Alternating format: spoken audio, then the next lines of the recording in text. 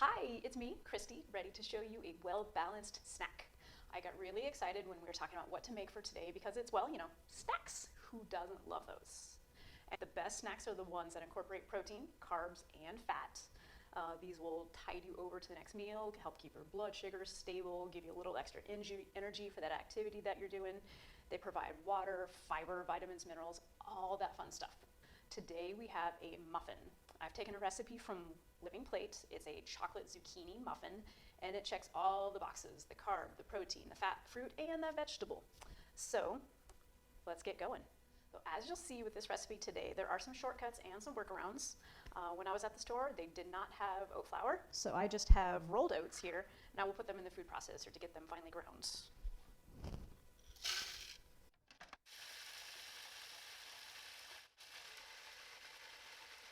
A food processor can be something of a long-term investment if you don't already have one, but they are awesome if you're grating lots of stuff, chopping, shredding. Highly recommend it. And since it's out, I will also get to use it for my strawberries and my zucchini today. So that's always nice. Strawberries. See, nice and quick. I'm going to go ahead and put those in the bowl for the wet ingredients.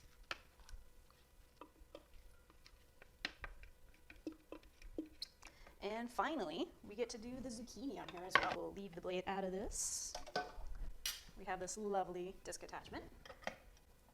And there we go, get that out of the way. I've already washed these, cut off about what I think I'll need.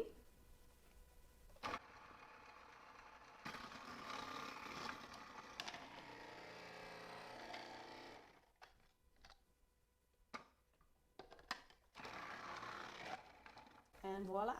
I'm gonna set this one to the side as it's gonna get mixed in at the very end. Okay, now that I have everything done in my food processor, that's in the sink. We have everything super quick, ready to go. This is the muffin method. You've probably known it all your life. That is what it's called. We have our dry ingredients. I'll start with the oats. Here I've got the cocoa powder, the sugar, the salt, the baking soda, and the cinnamon all together. So we'll get those in there. Give those a quick stir. And then in my other bowl here, I've got my strawberries. I'm gonna go ahead and add the eggs to that.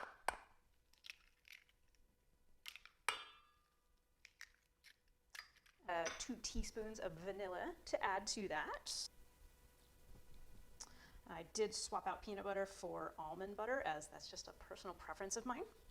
You can do as you like. Most nut butters will work equally well. Got that, and we're gonna stir these up as best we can.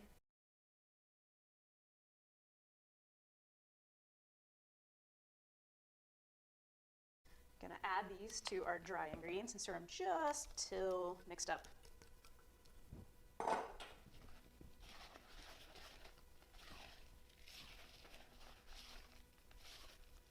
They smell really awesome with the strawberries in there, just have to tell you, if you haven't tried it yet. Now that that's pretty well mixed in, not too much, I'm gonna fold in the zucchini. And we are almost there. This recipe will tell you add the chocolate chips. I'm gonna add half of them because I'm gonna put some on the top too. Since this is a newer muffin pan, the nonstick surface is nice and awesome. I don't need to grease it. If you do have an older pan that has seen some things, or if you know you have a tendency to overfill your muffin cups, you can just put the papers in and lightly spray the whole thing to keep those rims from sticking. This little awesome tool, if you don't know, is called a disher. They're available most anywhere, and they come in so many sizes from itty bitty to enormous.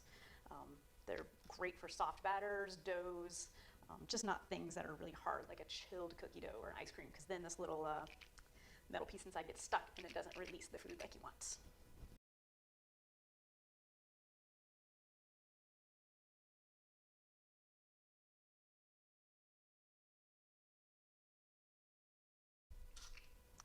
And there we are. Now, to make it a little more fun, I've got chocolate chips to dress them up. I also have turbinado sugar and some chopped peanuts. So I'll do some of each just to get some different looks on here. This will give it that bakery look like you picked it up somewhere. It's a fun treat. It doesn't take a lot, just enough so you can see it, get that crunch on top. These will go into the 350-degree oven for about 18 to 20 minutes, and I will tidy up while we're waiting. Okay, so here we are. It's been about 20 minutes. These actually took a few minutes longer. That's okay. These muffins are a little denser than, say, like a blueberry muffin or something like that. Not so cake-like, but they are packed with flavor. You can see our toppings came out here nicely. You can eat them fresh. You can store them in the freezer and just grab them when you're ready to run out the door. You can make them tiny size. You can make them a little bigger if you need more. Make them work for you. Thanks for joining me. Enjoy.